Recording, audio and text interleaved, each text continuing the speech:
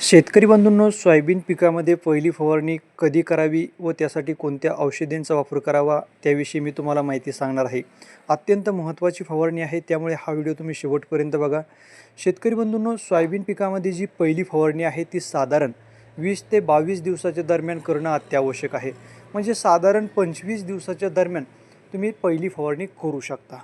पहिल्या फवारणीमध्ये आपल्याला फुटवा वाढवण्यासाठी तसेच खोडकीड, चक्रीभुंगा आणि मर रोगाच्या नियंत्रणासाठी औषधांचा वापर करायचा आहे.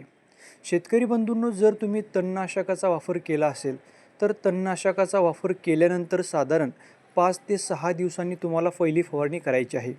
पहिल्या फवारणीमध्ये अळी नियंत्रणासाठी इमामेक्टिन बेंझोएट 12 ग्राम प्रति 20 लिटर पंप, तसेच मर रोग नियंत्रणासाठी साप बुरशीनाशक 40 ग्राम प्रति पंप, फुटवा वाढवण्यासाठी व अन्नद्रव्याची कमतरता भरून काढण्यासाठी 1261 80 ग्राम प्रति 20 लिटर पंप, तसेच चांगला फुटवा यावा, चांगलं उत्पादन मिळावं त्यासाठी आपल्याला बायोटा एक्स नावाचं टॉनिक घ्यायचं आहे 40 ml प्रति 20 लिटर पंपसाठी.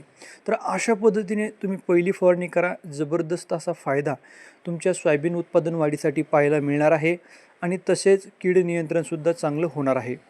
धन्यवाद.